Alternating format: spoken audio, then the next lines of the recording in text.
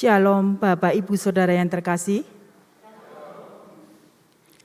Majelis Jemaat mengucapkan selamat datang dan selamat mengikuti ibadah di Gereja Kristen Indonesia Klaten. Berikut kami sampaikan beberapa warta lisan. 1. Warta cetak. Diberitahukan kepada jemaat dan simpatisan GKI Klaten bahwa selain warta digital, saat ini Majelis Jemaat telah menyediakan warta cetak yang dapat diambil di meja presensi jemaat. Untuk warna digital, jemaat dan simpatisan silakan men-scan kode QRIS yang terdapat di bangku ibadah. 2. Pelayan ibadah. Ibadah Sabtu tanggal 17 Juni 2023 dipimpin oleh Pendeta Gumar Gultom. Beliau adalah Ketua Umum PGI. Ibadah Minggu tanggal 18 Juni 2023 pukul 6 dan 9 waktu Indonesia Barat dipimpin oleh Pendeta Retno Ratih Suryaning Handayani dari GKJ Manahan Solo. Dan ibadah pukul 17 waktu Indonesia Barat dipimpin oleh Pendeta Emeritus Pan Binton. 3. Pelantikan Badan Pelayanan Jemaat. Pada hari Sabtu tanggal 15 Juli 2023, dalam ibadah pukul 18 waktu Indonesia Barat, akan dilantik Badan Pelayanan Jemaat Pengurus Wilayah 78 GKI Klaten dan Pengurus Komisi Ibadah GKI Klaten periode 2023-2025. Mohon dukungan doa. 4. Program Orang Tua Asuh. Tim beasiswa dan orang tua asuh atau Tabita GKI Klaten mengapresiasi dan mengucapkan terima kasih untuk semua pihak yang sudah mengambil bagian dalam program orang tua asuh tahun ajaran 2022-2023. Tim Tabita GKI Klaten mengambil keputusan untuk tetap menyelenggarakan program orang tua asuh tahun ajaran 2023-2024 namun dengan skala prioritas dan menyesuaikan keadaan. Nama-nama pemohon beasiswa dapat dibaca di warta jemaat, di warta gereja. Bapak, Ibu, Saudara yang tergerak hatinya dan berminat untuk menjadi orang tua asuh dari anak-anak pemohon beasiswa dapat menghubungi tim Tabita, yaitu Ibu Agustiningsih atau Bapak Budi Purnomo, atau dapat menghubungi kantor gereja pada hari dan jam kerja. 5. Pelayanan kesehatan. Pada hari Sabtu tanggal 24 Juni 2023 pukul 15 waktu Indonesia Barat, Komisi Kesehatan GKI Klaten akan mengadakan pelayanan kesehatan di Wisma Narwastu. 6. Ucapan terima kasih. Majelis Jemaat GKI Klaten sekali lagi mengucapkan terima kasih kepada seluruh jemaat dan simpatisan untuk persembahan syukur tahunan melalui amplop TGD, juga atas partisipasi memeriahkan Hari Raya Penuaian atau HRP, dan ikut ambil bagian di acara pelelangan, sehingga semua dapat terlaksana dengan baik dan banyak berkat yang diterima. Tuhan memberkati kita sekalian. 7. Selamat ulang tahun. Majelis Jemaat mengucapkan selamat ulang tahun kepada jemaat yang berulang tahun pada minggu ini. Selamat beribadah dan Tuhan memberkati. Shalom saudara-saudara jemaat GKI Klaten. Shalom. Apa kabarnya pada sore hari ini? Baik. Ya, tentunya Tuhan sudah menyertai kita, sudah memberkati kita selama 1 minggu ini ya. Untuk itu saya mau mengajak Bapak Ibu Saudara semuanya untuk berdiri. Kita mau sama-sama memuji nama Tuhan oleh sebab kebaikan Tuhan. Seperti yang dikatakan di dalam Mazmur 100 ayatnya yang keempat. Masuklah melalui pintu gerbangnya dengan nyanyian syukur, ke dalam pelatarannya dengan puji-pujian. Bersyukurlah kepadanya dan pujilah namanya.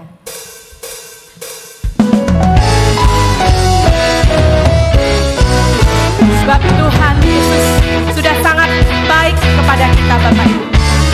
Masuk gerbangnya bersyukur dengan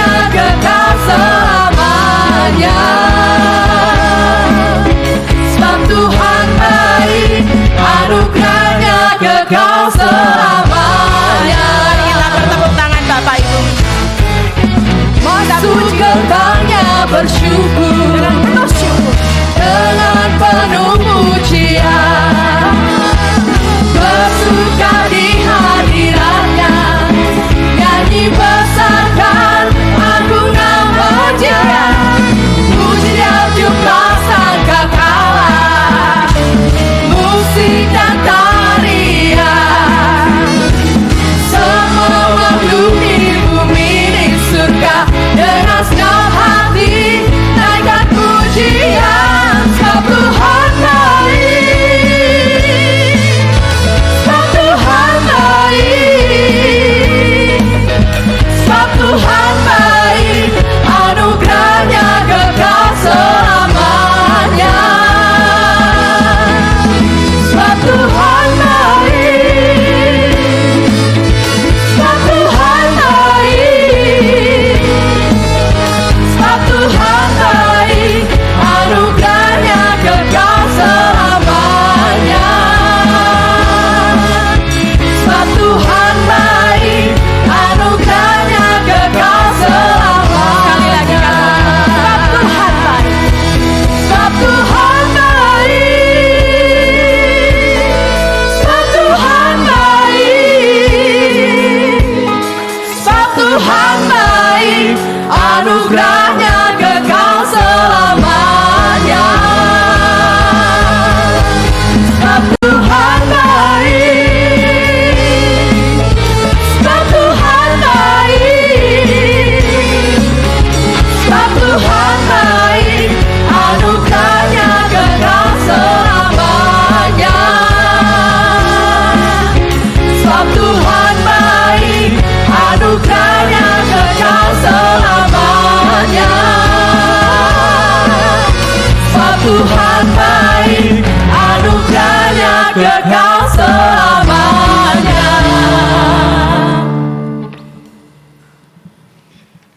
Ibadah ini berlangsung dengan pengakuan bahwa pertolongan kita adalah dalam nama Tuhan yang menjadikan langit dan bumi.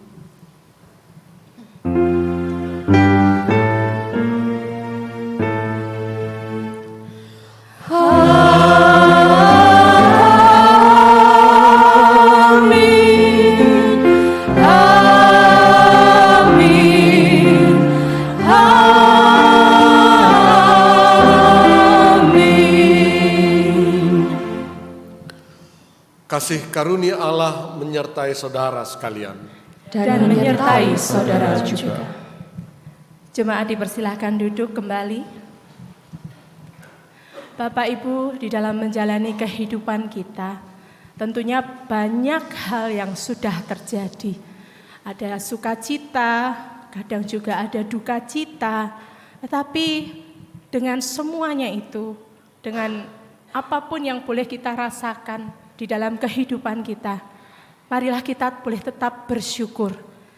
Marilah kita boleh tetap memuji Tuhan, menyembah Tuhan dengan kehidupan, dengan kesungguhan hati kita di dalam hidup kita. Sebab rancangan Tuhan itu indah di balik semua hal yang boleh terjadi di dalam kehidupan kita. Amin, Bapak Ibu. Marilah kita bersama-sama memuji kembali nama Tuhan. Kita mau bersyukur. Saya rindu mengajak Bapak Ibu Saudara semua untuk bersyukur dari dalam hati kita, dengan kesungguhan hati kita. Kita mau nyatakan rasa syukur kita buat kasih setia Tuhan dalam kehidupan kita. Sebab Tuhan tidak pernah meninggalkan kita, Bapak Ibu.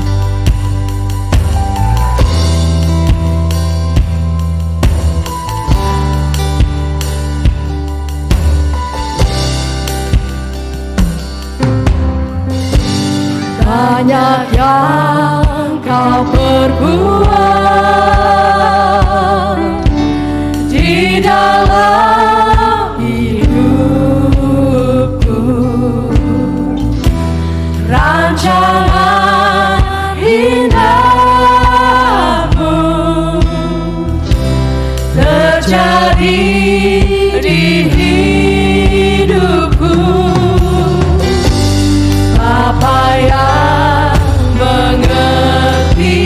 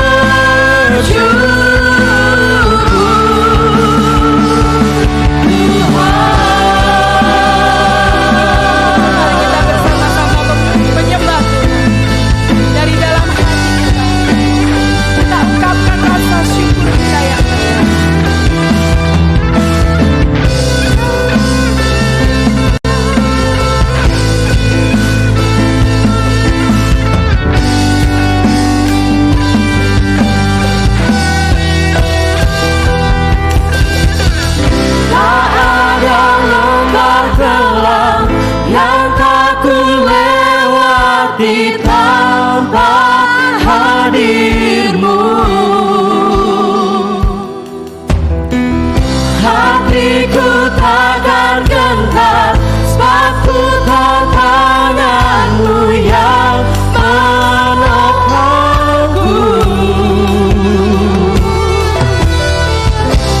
Kaulah Yesus, Kaulah Tuhan, hanya Kau ku percaya.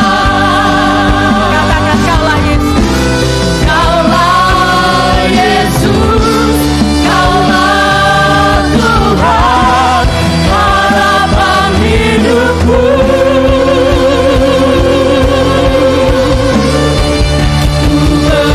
Bersyukur Bapa, bersyukur Tuhan, buat kasih setiamu di dalam hidupku. Ku bersyukur,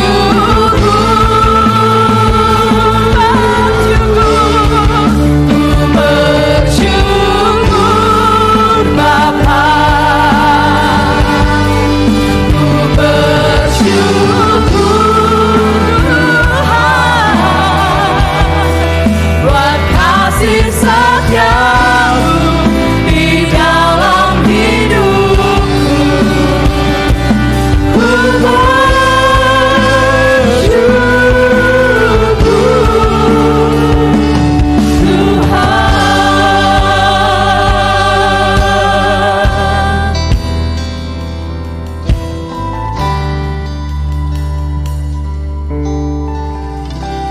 Mari kita satukan hati kita di dalam doa.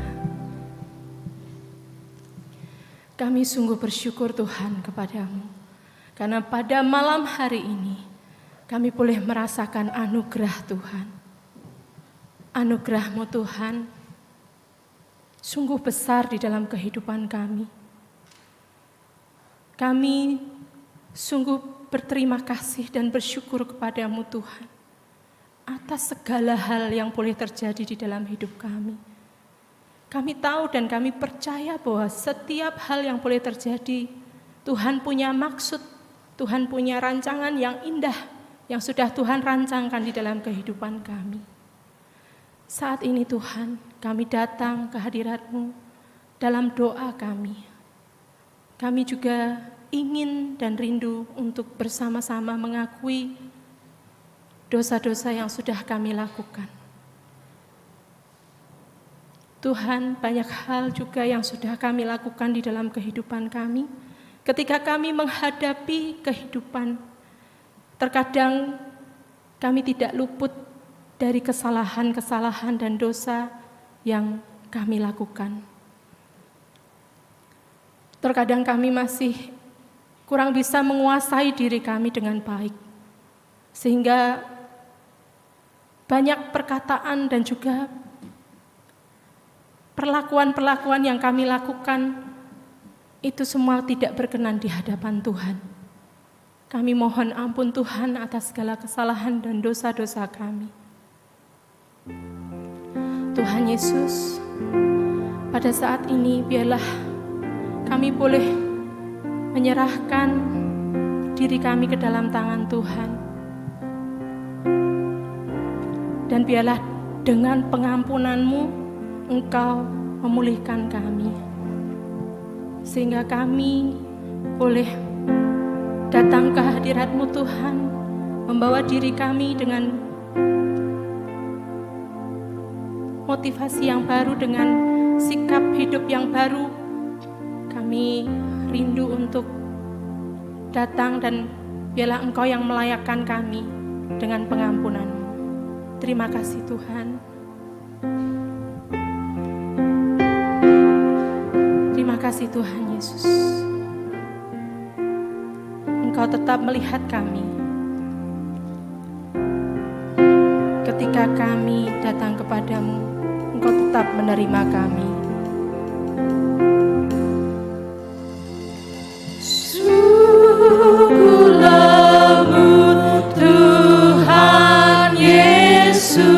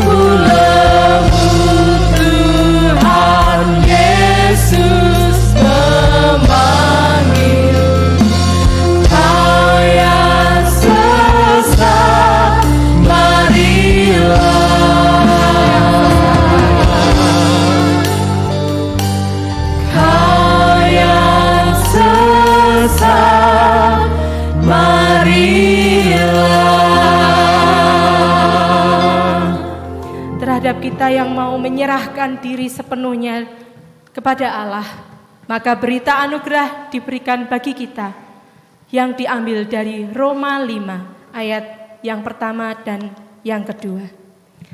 Dikatakan demikian, sebab itu kita yang dibenarkan oleh karena iman, kita hidup dalam damai sejahtera dengan Allah oleh karena Tuhan kita Yesus Kristus. Oleh Dia kita juga beroleh jalan masuk oleh iman kepada kasih karunia ini. Di dalam kasih karunia ini kita berdiri dan kita bermegah dalam pengharapan akan menerima kemuliaan Allah. Demikianlah berita anugerah dari Tuhan. Syukur kepada Allah. Marilah kita saling memberikan salam damai.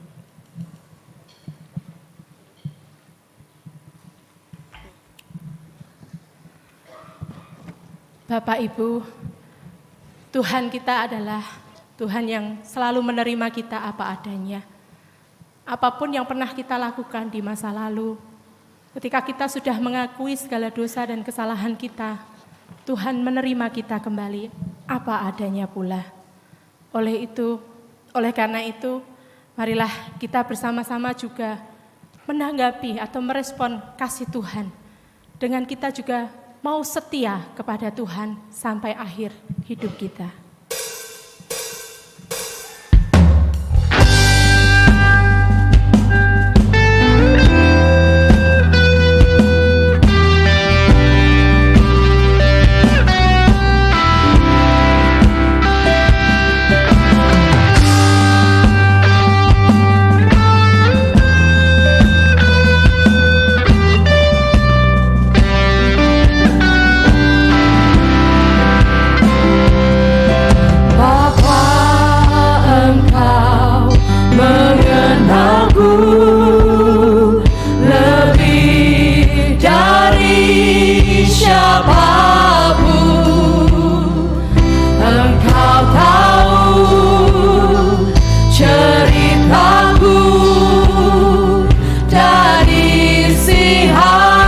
hatiku,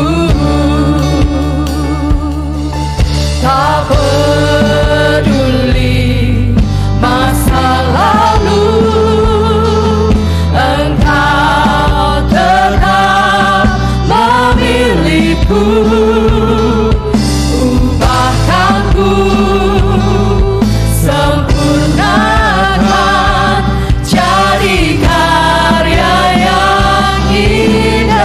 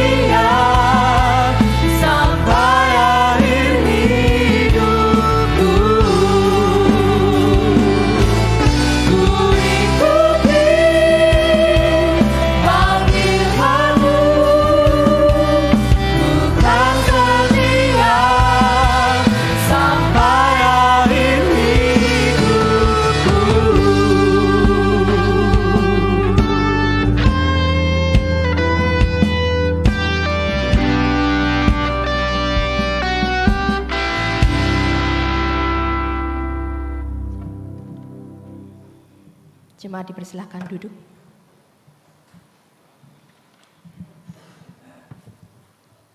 Saudara-saudara, untuk pembacaan Alkitab dan refleksinya nanti mari kita berdoa memohon tuntunan Roh Kudus. Biarlah damai sejahtera-Mu ya Tuhan yang melampaui segala akal dan pikiran, memelihara hati kami masing-masing dalam kami mendengar firman-Mu.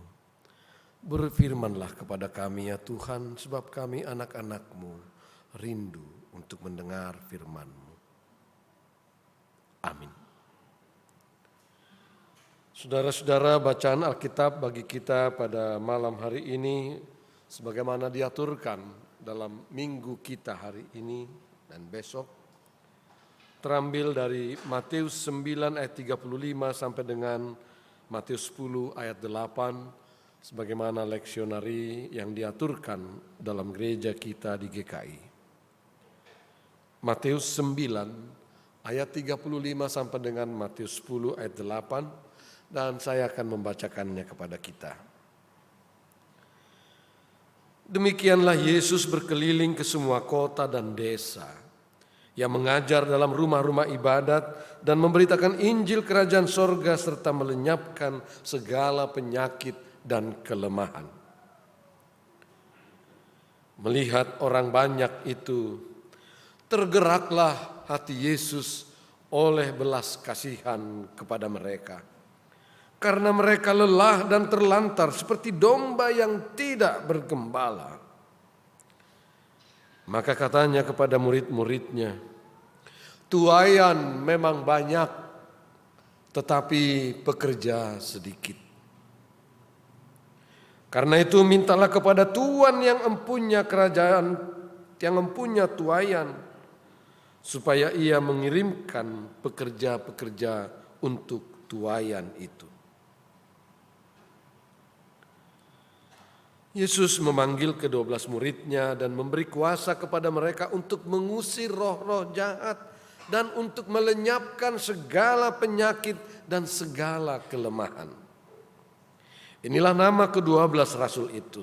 Pertama Simon yang disebut Petrus dan Andreas saudaranya, dan Yakobus anak Zebedius, dan Yohanes saudaranya, Filipus dan Bartolomeus, Thomas dan Matius pemungut cukai, Yakobus anak Alfeus dan Tadeus, Simon orang Zelot, dan Yudas Iskariot yang mengkhianati dia. Ke-12 murid itu diutus oleh Yesus dan ia berpesan kepada mereka, janganlah kamu menyimpang ke jalan bangsa lain atau masuk ke dalam kota orang Samaria. Melainkan pergilah kepada domba-domba yang hilang dari umat Israel. Pergilah dan beritakanlah kerajaan sorga sudah dekat. Sembuhkanlah orang sakit, bangkitkanlah orang mati, tahirkanlah orang kusta, usirlah setan-setan. Kamu telah memperolehnya dengan cuma-cuma, karena itu berikanlah pula dengan cuma-cuma. Demikianlah sabda Tuhan. Berbahagialah kita yang senantiasa mendengar dan melakukannya dalam kehidupan sehari-hari. Haleluya.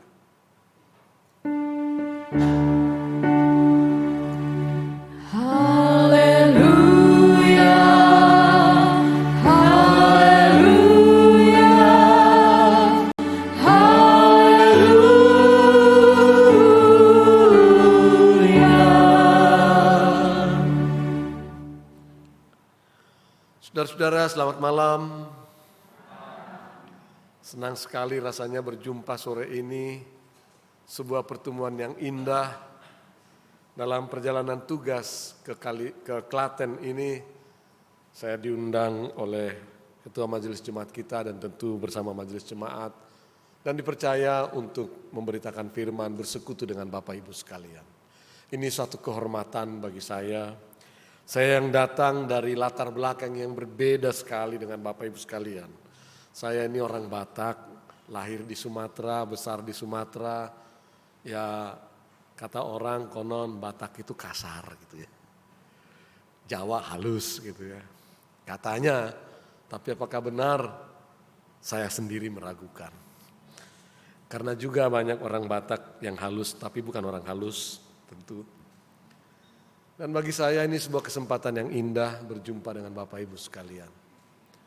Sebagai seorang ketua umum PGI yang dipercaya oleh gereja-gereja memimpin pergerakan ekumenis di Indonesia selama 5 tahun ini, tentu GKI sebagai bagian dari Persekutuan Gereja-Gereja di Indonesia dan GKI Jemaat Klaten juga adalah bagian dari saudara saya.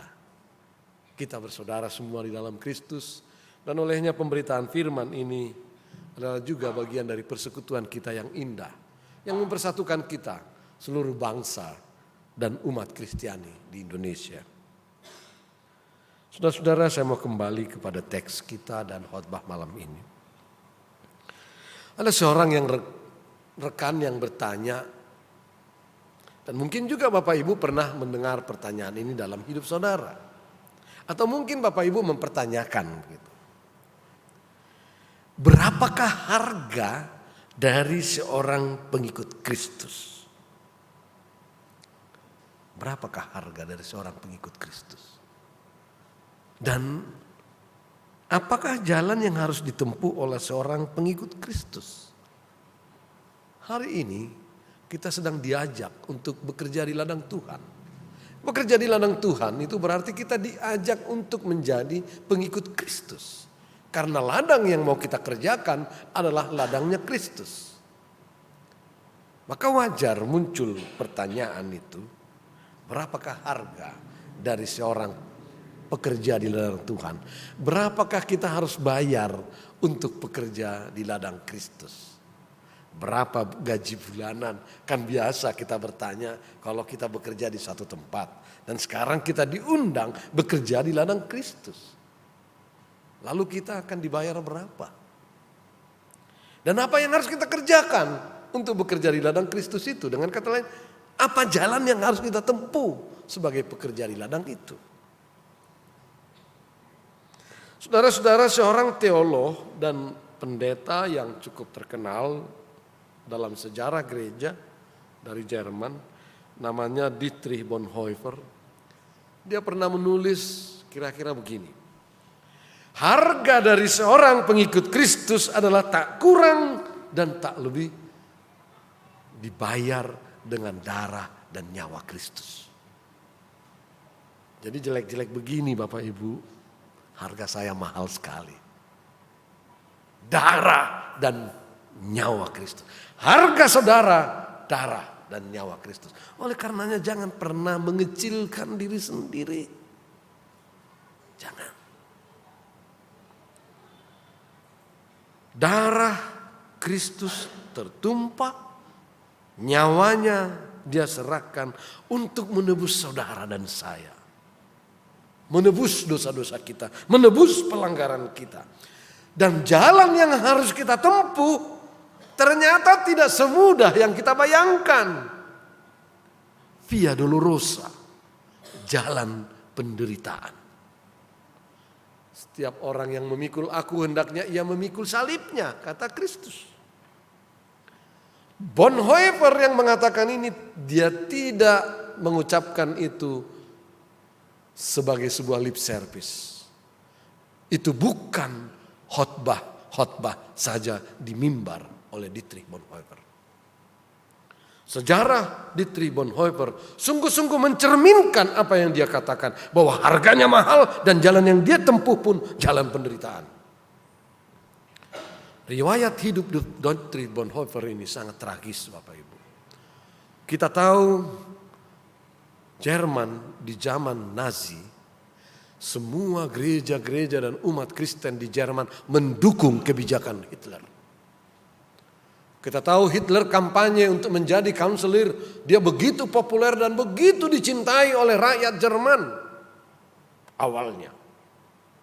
Dia menjanjikan bahwa setiap orang Jerman akan diberikan satu mobil, setiap orang. Siapa tidak suka dengan dia?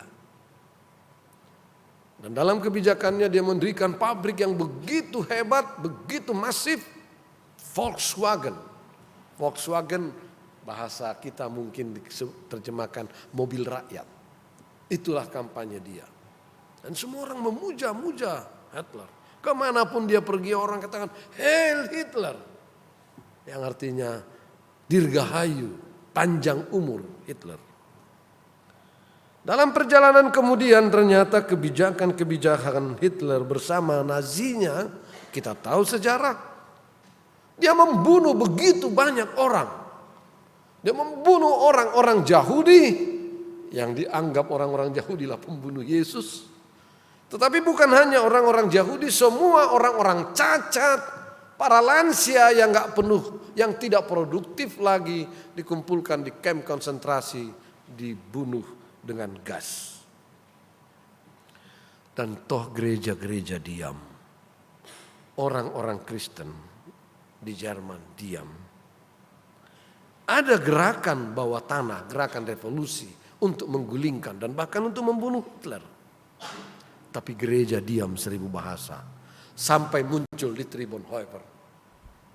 Yang dalam khotbah-khotbahnya mengatakan, membiarkan ketidakadilan, membiarkan kejahatan, Anda sedang melakukan ketidakadilan.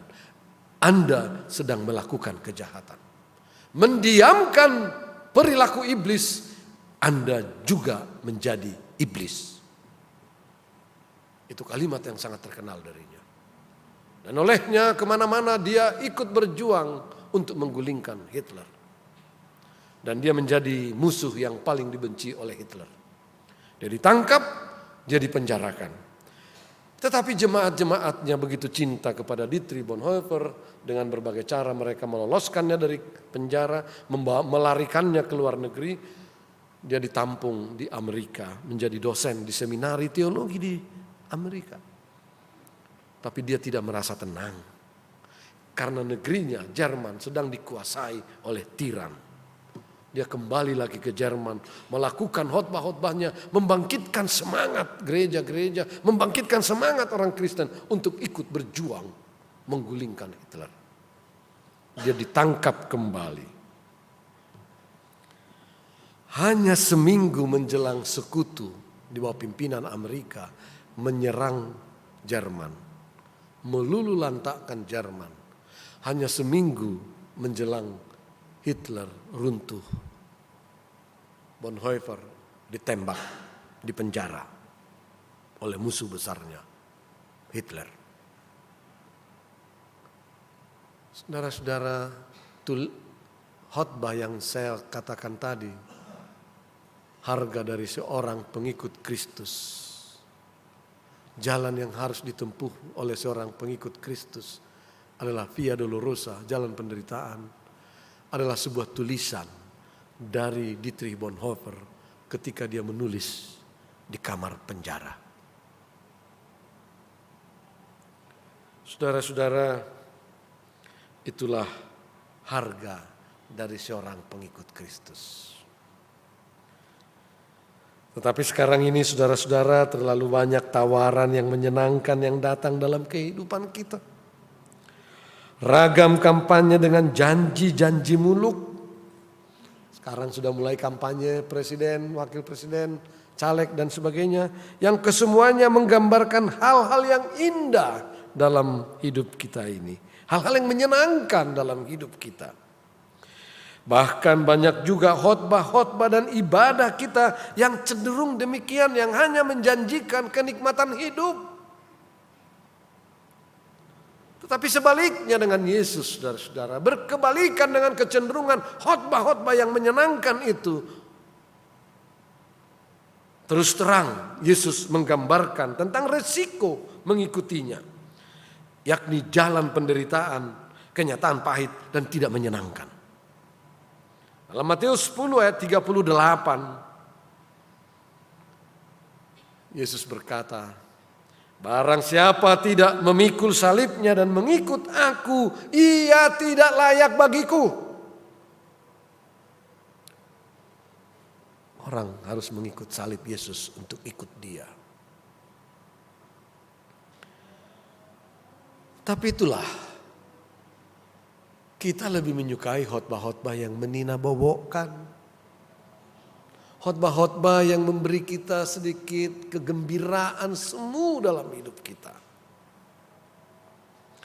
Karena dalam perjalanan hidup kita ini, kita sudah terlalu lelah diperhadapkan dengan realitas hidup yang tidak seindah yang kita harapkan. Kenyataan hidup kita sering sekali banyak melahirkan nestapa di dunia ini dalam rupa-rupa penderitaan yang menimpa umat manusia. Terlalu banyak masalah yang kita hadapi sehari-hari. Bekerja terlalu keras, harapan seolah-olah sirna, kegagalan terkadang terjadi, cekcok rumah tangga terkadang terjadi. Sehingga kita sangat suka khotbah-khotbah yang menghibur dan menina-bobokkan. Berbeda dengan apa yang Yesus katakan. Tetapi sekali lagi kenyataan hidup sering sekali menyulitkan dalam hidup kita. Dan bagi banyak orang kesulitan itu harus dihadapi. Sehingga banyak orang-orang di sekitar kita bagaikan domba tanpa gembala. Itu yang membuat Yesus prihatin, sedih, dan tergerak oleh belas kasihan dalam bacaan kita tadi.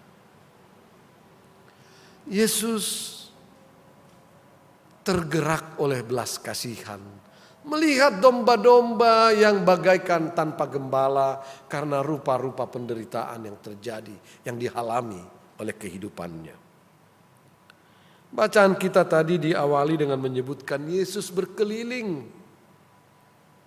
Tapi tahukah saudara-saudara bahwa Yesus tidak hanya berkeliling di Galilea, Palestina, dan sekitarnya sampai ke Yerusalem 2000 tahun yang lalu. Tidak. Yesus tidak hanya berkeliling di sana. Hingga kini pun Yesus aktif berkeliling, keluar masuk gang-gang dan lorong-lorong sempit di dunia ini. Bahkan juga sampai ke lorong-lorong sempit di kota kita tercinta Klaten ini. Yesus juga sedang berkeliling di sekitar kita. Dan kini pun Yesus tergerak oleh belas kasihan melihat begitu banyaknya nestapa umat manusia di sekitar kita yang bagaikan domba kehilangan gembala. Allah kita, Kristus, bukanlah Tuhan yang diam. Bukanlah Allah yang bertahta di sorga dan diam 1000 bahasa menyaksikan kita dari jauh. Tidak. Dia ada di sekeliling kita dan melihat semua dengan kesedihan mendalam. Hatinya tergerak oleh belas kasihan. Kristus sedih bukan kepalang menyaksikan banyaknya domba-domba yang seolah kehilangan gembala di sekitar kita. Betapa banyaknya umat kita kini yang terlunta dan membutuhkan topangan, membutuhkan doa, membutuhkan pertolongan. Ada di sekitar kita. Saya mengutip dari Sunan Ampel, salah satu dari Wali Songo, yang sampai-sampai harus mengajarkan 5 hal tercela dalam hidup ini, yang kemudian saya tahu menjadi salah satu tradisi Jawa yang dikenal dengan falsafah 5 moh. Saya kira kita semua tahu itu. Tapi buat teman-teman muda yang mungkin sudah tidak tahu 5 moh ini, saya bacakan. Moh main, emoh ya sebetulnya ya bacanya ya, emoh main atau tidak mau bermain judi. Emoh ngombe atau tidak mau minum arak atau bermabuk-mabukan. Emoh yang ketiga, emoh maling atau tidak mau mencuri. Yang keempat, emoh madat atau tidak mau mengisap candu, tidak mau mengisap ganja dan lain-lain. Dan moh madon atau tidak mau berzina atau main perempuannya atau laki-laki yang bukan suaminya atau istrinya. Itu sudah diungkapkan sejak zaman Wali Songo. Tapi lihatlah realitas di sekeliling kita. Kelima hal itu begitu nyata dalam kehidupan seharian kita di sekitar kita. Yaitu kalau GKI Klaten, warga GKI Klaten gak ada yang seperti itu. Semua baik-baik. Tapi di luar sana banyak Bapak Ibu. Main judi, ngombe, alkohol, maling, madat, madon. Begitu marak di sekeliling kita. Ini adalah cerminan dari domba-domba sesat yang kehilangan gembalanya. Jadi bukan gembala yang kehilangan domba. Tapi domba yang kehilangan gembalanya. Karena gembalanya bersembunyi. Gembalanya bersembunyi di balik jubah. Menjaga kesuciannya. Gembalanya bersembunyi di pastori. Gembalanya bersembunyi di balik tembok gereja. Begitu beratnya beban hidup yang dihadapi oleh sebagian masyarakat kita. Dan tiadanya gembala yang menjadi curahan hati, tempat curhat dari domba-domba itu. Mengakibatkan begitu banyak masalah di sekitar kita. Misalnya saja perceraian begitu tinggi belakangan ini dengan segala akibatnya. Ketidakpastian bagi masa depan anak-anak akibat perceraian dan sebagainya. Sebelum mempersiapkan perikop khotbah ini saya membaca di media. Angka perceraian di Indonesia tahun 2022 516.334. Saya membaca laporan pengacara dari teman-teman Kristen, pengacara Kristen di Jakarta Selatan. Angka perceraian itu juga tinggi di kalangan Kristen, warga gereja kita. Oh itu di luar sana di Klaten gak ada, gak mungkin. Di Klaten dikatakan 2.600 kasus perceraian di tahun 2022. Di tahun 2022 yang lalu, 2.600 kasus perceraian di Klaten. Kebanyakan adalah karena pertengkaran, perselisihan yang memuncak dengan KDRT. Lalu ada masalah ekonomi. Tetapi belakangan ini saya menyaksikan dan dari berbagai kesaksian ada fenomena baru. Perceraian yang makin banyak terjadi karena reuni. Benar. Di Sumatera Barat angka perceraian tertinggi penyebabnya reuni. Ketemu mantan waktu SMA, waktu mahasiswa, ada yang belum selesai rupanya ketika itu dan jatuh cinta kembali. Bercerai karena reuni. Bukan hanya reuni saudara-saudara, bukan hanya perceraian. Angka bunuh diri terutama di kalangan pelajar dari waktu ke waktu juga meningkat. Tahun 2018 saja ada 2.992 kasus bunuh diri di Indonesia.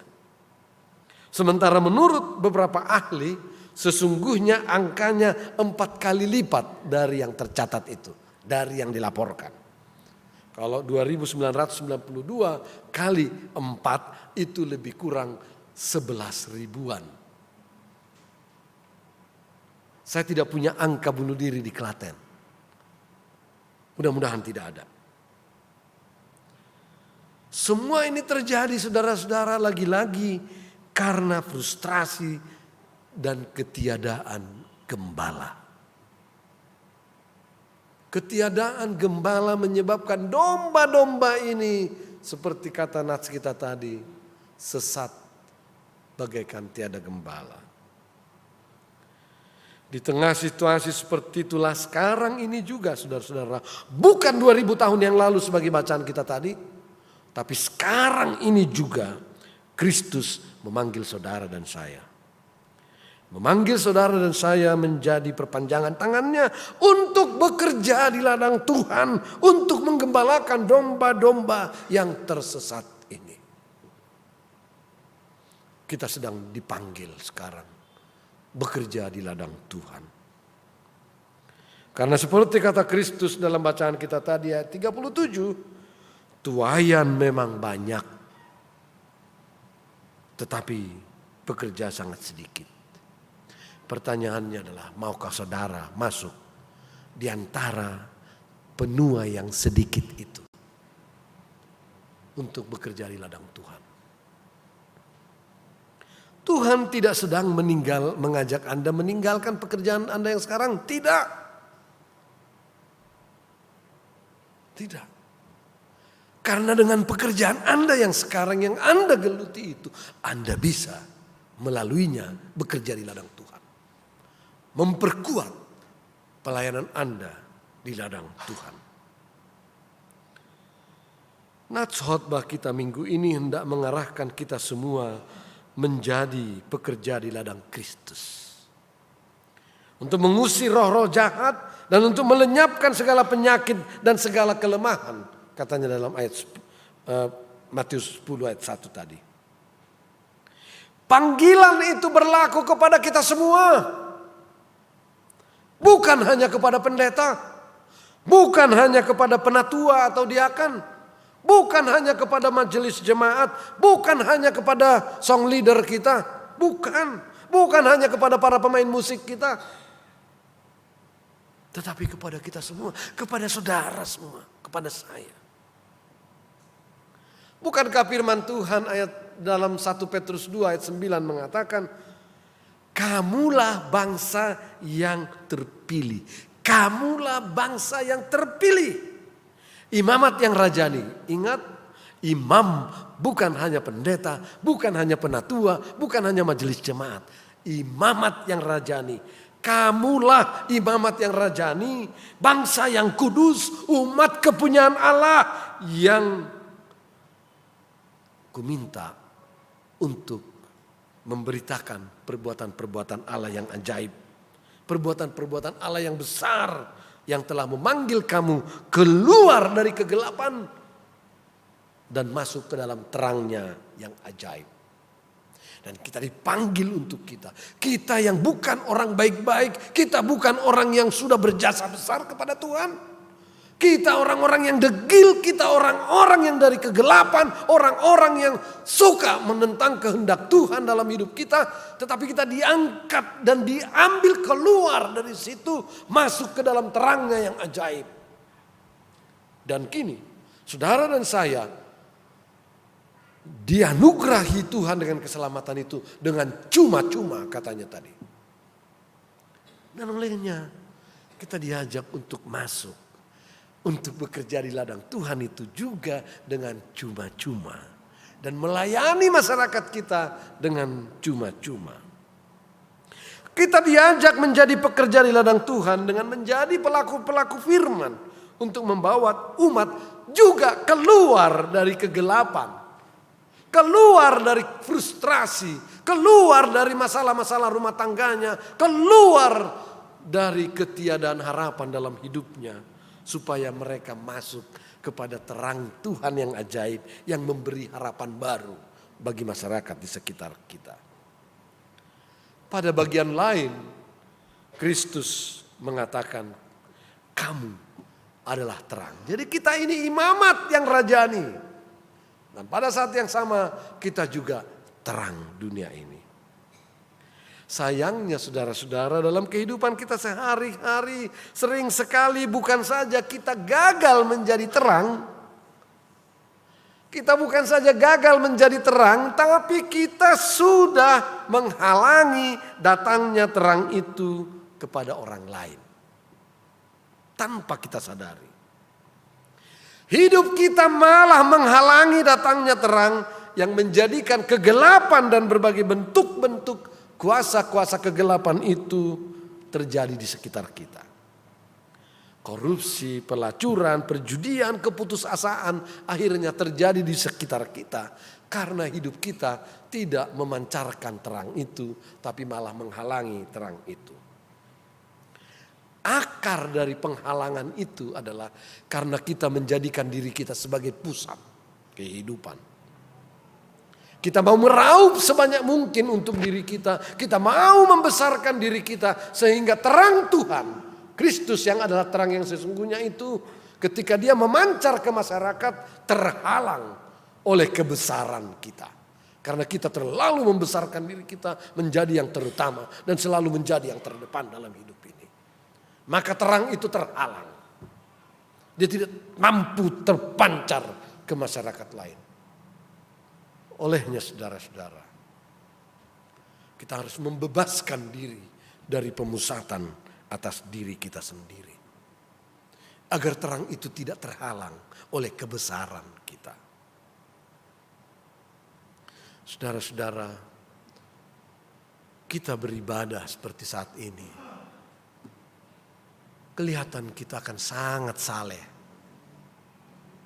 Keluar dari sini, kalau GKI Klaten tetap saleh dalam kehidupan sehari-hari. Tapi banyak jemaat saleh pada hari Minggu di ruang-ruang ibadah, tapi Senin sampai Sabtu salah dalam kehidupan sehari-hari.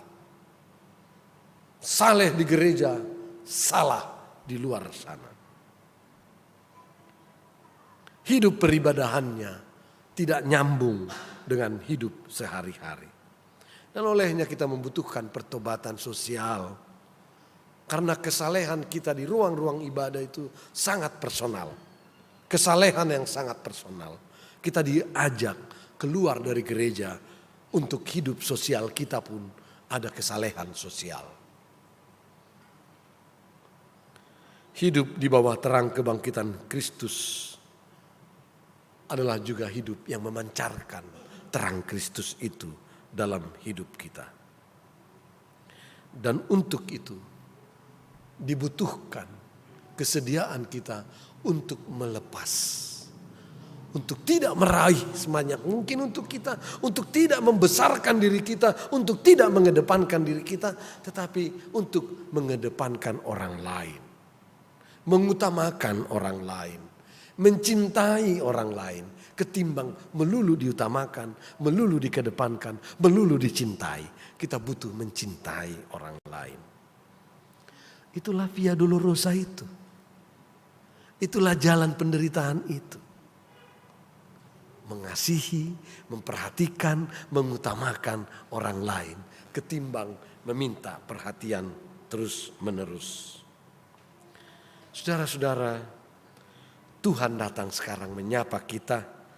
Di tengah beban kehidupan yang makin tidak pasti. Di tengah bayang-bayang kegelapan yang sering menyergap kita. Di tengah-tengah berbagai kekhawatiran hidup.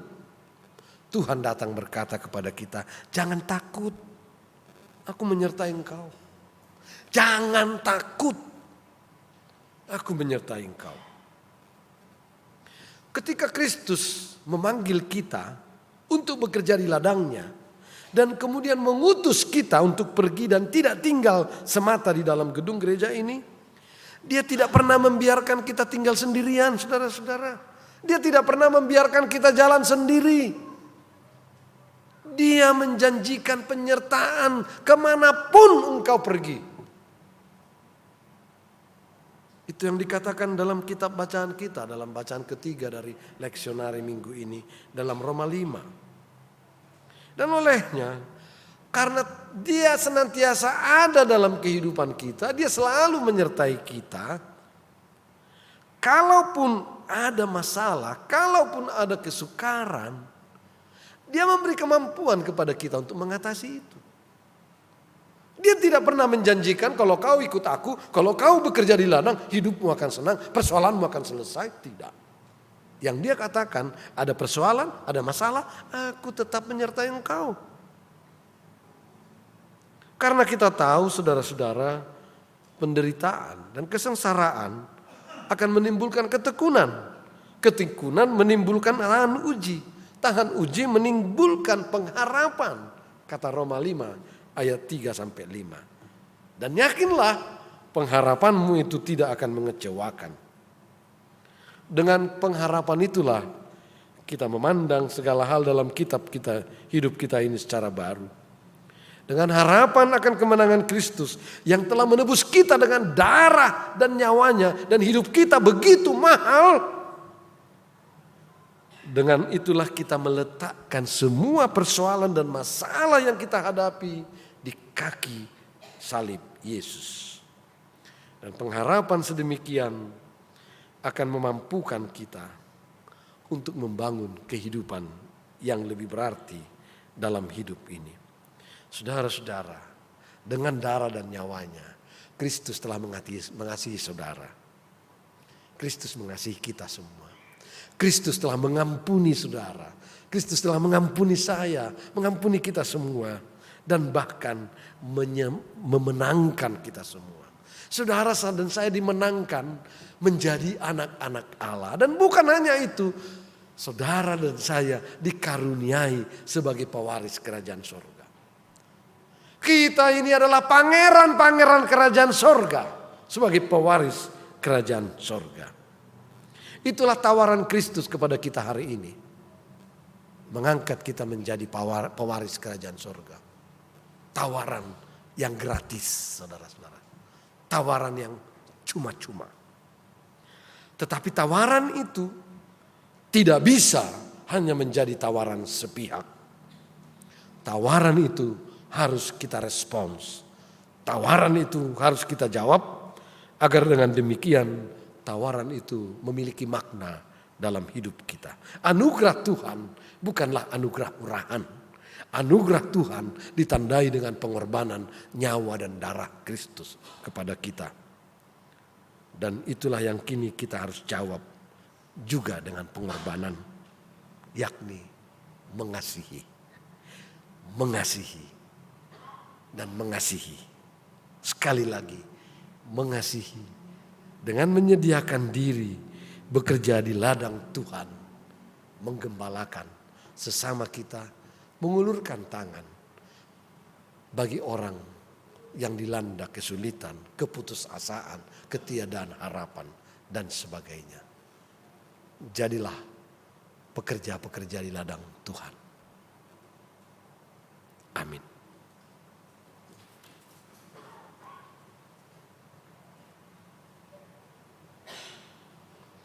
Kita memasuki saat teduh.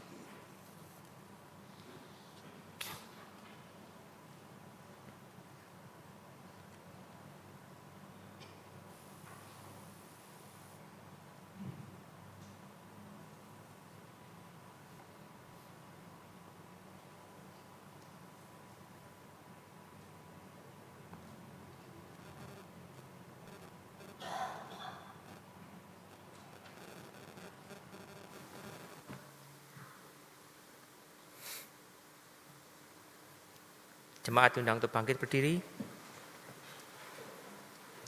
Marilah bersama umat Allah di segala abad dan tempat kita memperbarui iman percaya kita dengan menyanyikan Aku Percaya.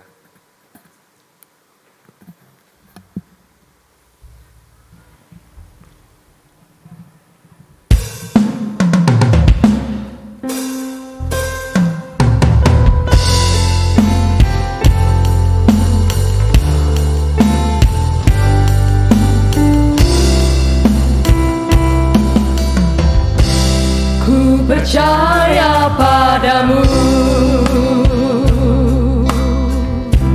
Allah Bapa yang kudus, penciptaan semesta, sang pemberi kehidupan bagi makhluk di dunia. Ku percaya padamu, Yesus penebus, Engkau relakan dirimu menanggung siksa dan kutuk, mati dan bangkit bagiku. Aku percaya padamu, Bapa, Putra, Roh Kudus, Allah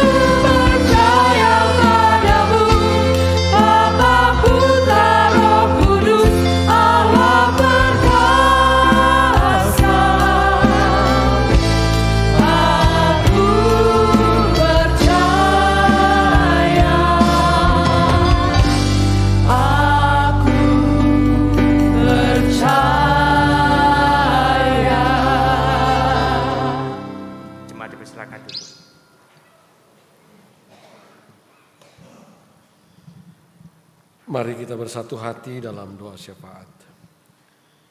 Ya Tuhan Sorgawi yang penuh rahmat, saat ini kami menyatukan hati bersyukur dan berseru kepadamu. Berkatilah kami oleh kehadiran-Mu di sini. Berkenanlah menuntun kami untuk melangkah dalam kebenaran firman-Mu, untuk takut kepadamu, serta senantiasa setia menjalankan firman-Mu, karena itulah kebahagiaan kami yang sejati. Terima kasih atas panggilan-Mu yang mengundang kami menjadi pekerja di ladang-Mu. Jadikanlah kami perpanjangan tangan-Mu ya Tuhan, menjadi berkat bagi mereka yang membutuhkan. Begitu banyak masyarakat di sekitar kami yang membutuhkan uluran tangan. Mampukan dan sediakan diri kami ya Tuhan, menjadi pekerja dalam ladang-Mu. Kami mau berdoa bagi kesatuan bangsa kami ya Tuhan. Kami bersyukur atas bangsa di mana kami hidup dan mengabdi. Ilhamilah kami untuk mensyukuri hikmat dan nikmat negeri indah anugerah-Mu dengan menjaga keindahannya, terutama menjelang pemilu 2024 yang sudah diambang pintu. Jangan biarkan kami terjebak ya Tuhan oleh tarikan-tarikan kepentingan sesaat yang bisa memecah kami satu sama lain. Jauhkan kami dari politik identitas, jauhkan kami dari politik uang, tapi mampukan kami untuk memilih dengan cerdas seturut hati nurani kami. Kami mau berdoa bagi negara kami, bagi para pengurus negara, presiden hingga ke tingkat desa. Secara khusus kami mau berdoa bagi Kepala Desa Melinggi yang adalah warga jemaat-Mu di GKI Klaten ini.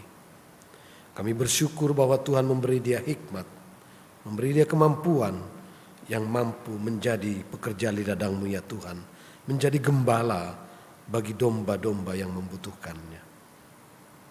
Jadikan semangat dan mimpi-mimpinya ya Tuhan juga ikut menjadi semangat kami sebagai warga di jemaat GKI Klaten ini. Kami mau berdoa bagi seluruh jemaat GKI Klaten dimanapun mereka berada, untuk hidup sebagai satu keluarga yang bersaksi dan menjadi saluran berkat, dan semuanya sedia bekerja di ladang-Mu ya Tuhan. Karuniai seluruh majelis jemaat, pendeta, penatua, dan diaken, serta seluruh unit-unit pelayanan yang Anda dengan kesehatan dan hikmat, dan terutama kesatuan hati untuk mengelola kepercayaan yang Tuhan berikan bagi jemaat ini. Terpujilah Engkau ya Kristus, karena di dalam Engkau telah diciptakan segala sesuatu. Segala sesuatu diciptakan oleh-Mu dan untuk-Mu. Dan terimalah ya Tuhan syafaat kami yang kami lafazkan seperti doa yang diajarkan oleh Yesus Kristus kepada kami. Bapa kami yang di sorga, dikuduskanlah nama-Mu, datanglah kerajaan-Mu, jadilah kehendak-Mu di bumi seperti di sorga. Berikanlah kami pada hari ini makanan kami yang secukupnya, dan ampun kami akan kesalahan kami, seperti kami juga mengampuni orang yang bersalah kepada kami. Dan janganlah membawa kami ke dalam pencobaan, tetapi lepaskanlah kami daripada yang jahat. Karena Engkaulah yang punya kerajaan dan kuasa dan kemuliaan sampai selama-lamanya. Amin.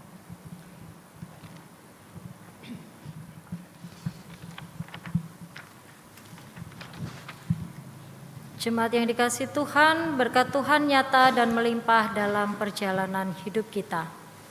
Kini mari kita bersyukur atasnya dengan memberikan ungkapan syukur kita yang didasari dari Amsal 3 ayat yang ke-9 sampai dengan ayat yang ke-10. Muliakanlah Tuhan dengan hartamu dan dengan hasil pertama dari segala penghasilanmu, maka lumbung-lumbungmu akan diisi penuh sampai melimpah-limpah, dan bejana pemerahanmu akan meluap dengan air buah anggurnya. Dengan penuh syukur dan sukacita mari kita mengumpulkan persembahan sebagai ungkapan syukur kita dan memuji Tuhan dari KJ 432. Jika padaku ditanyakan.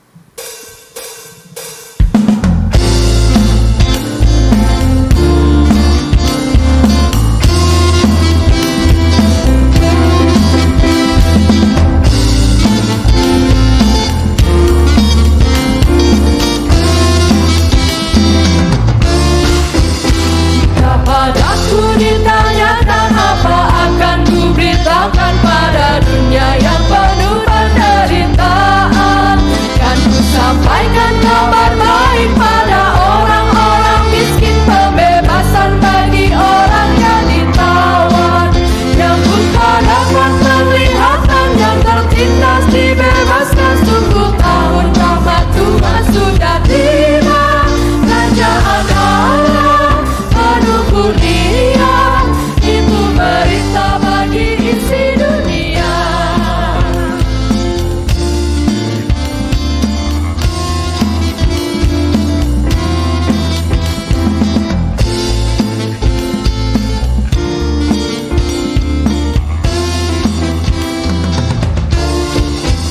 Jika padaku ditanyakan apa akan ku sampaikan pada dunia yang penuh dengan cobaan. Aku bersaksi dengan kata tapi juga dengan karya, menyampaikan kasih Allah yang sejati. Telah tersedia bagi kita pengampunan dan anugerah keselamatan dalam Kristus putranya. Kerajaan Allah penuh kurnia, itu berita bagi isi dunia.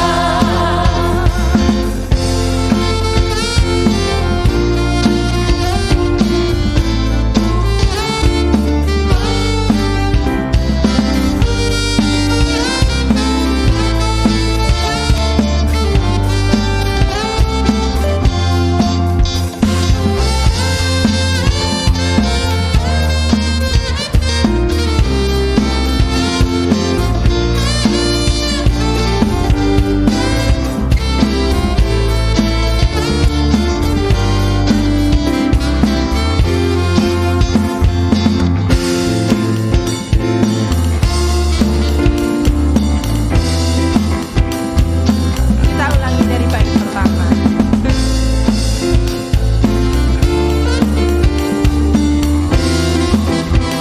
Bait yang pertama. Jika padaku ditanyakan apa akan ku sampaikan pada dunia yang penuh penderitaan. Sampaikan kabar baik pada orang-orang miskin, pembebasan bagi orang yang ditawan, yang buta dapat penglihatan, yang tertindas dibebaskan. Sungguh tahun rahmat Tuhan sudah tiba, kerajaan Allah penuh kurnia, itu berita bagi isi dunia.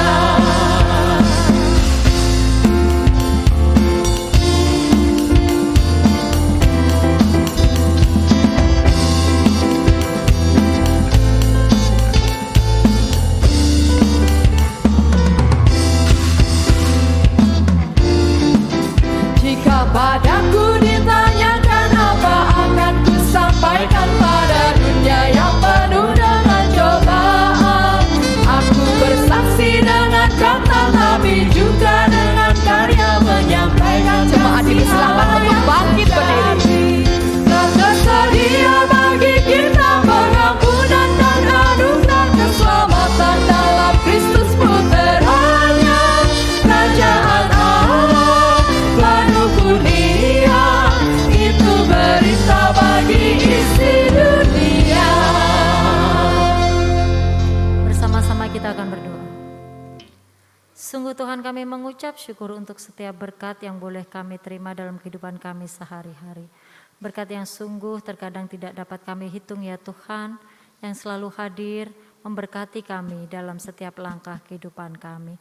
Dan saat ini Tuhan, dengan ucapan syukur kami akan mempersembahkan apa yang ada pada kami ya Tuhan. Biarlah apa yang kami berikan sebagai persembahan kami ini dapat dikelola dengan baik dan dapat digunakan untuk kemuliaan nama-Mu. Tuhan Yesus, berkati persembahan ini, sucikan persembahan ini. Terima kasih ya Tuhan, haleluya, amin. Biarlah malam hari ini kita sudah diingatkan bahwa kita sudah dibayar dengan nyawa dan darah Kristus yang mahal. Dan biarlah kita membalas dengan kita boleh menjadi saluran berkat untuk sesama kita. Kita boleh mengasihi dan melayani sesama kita. Biarlah Roh Kudus yang memberikan kekuatan untuk kita boleh tetap bekerja di ladangnya Tuhan. Jangan lelah.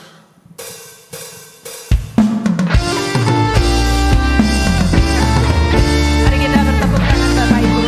Kita memuji Tuhan dengan penuh sukacita.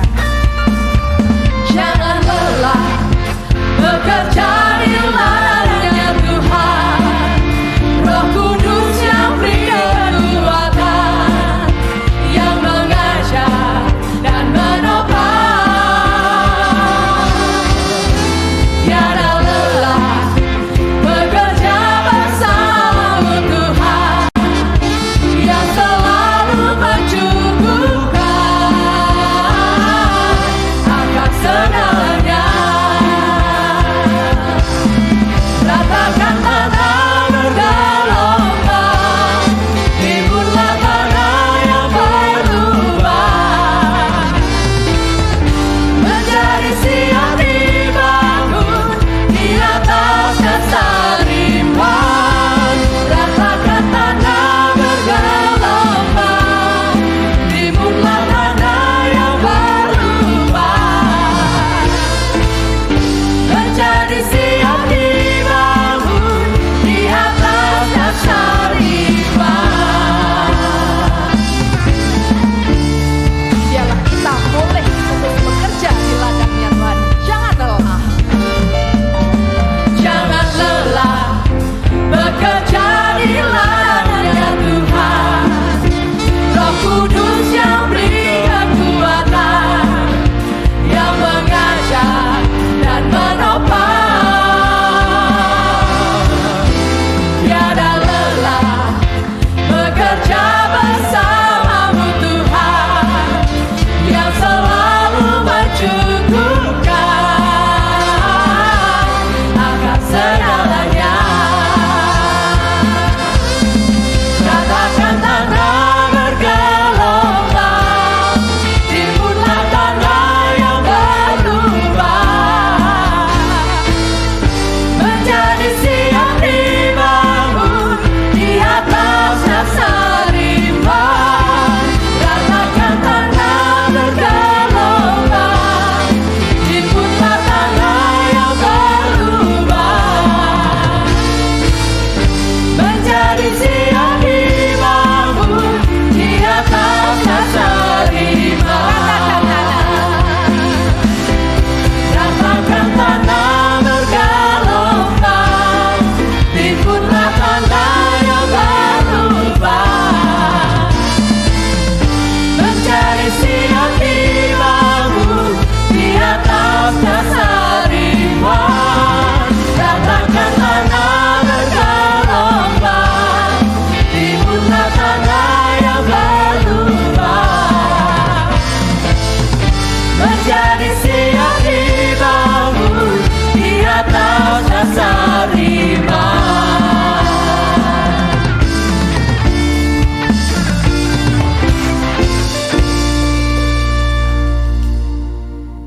Ibadah kita akan segera berakhir, tetapi yakin dan percayalah pengasihan Tuhan tidak akan pernah berakhir dalam kehidupan saudara. Kasih Tuhan selalu baru tiap pagi, kasih Tuhan tak berkesudahan. Olehnya pulanglah dalam kasih karunia Allah untuk menjalani tugas perutusan, menjadi rekan sekerjanya dengan tetap mengarahkan hati kepada Tuhan. Kami akan tetap dan selalu mengarahkan hati kami kepada Tuhan. Jadilah saksi Kristus dengan menyatakan kasih bagi setiap orang yang kau jumpai. Kami siap bersaksi untuk Kristus, Terpujilah Tuhan. kini dan selamanya. Kini terimalah berkat Tuhan. Tuhan memberkati engkau dan melindungi engkau. Tuhan menyinari engkau dengan wajah-Nya dan memberi engkau kasih karunia.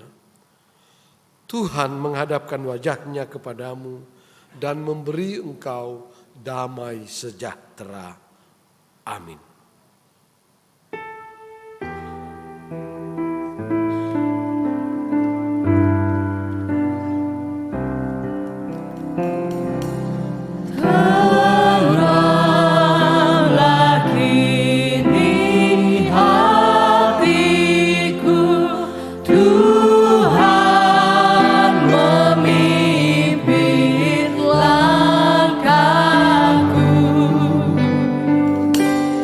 Di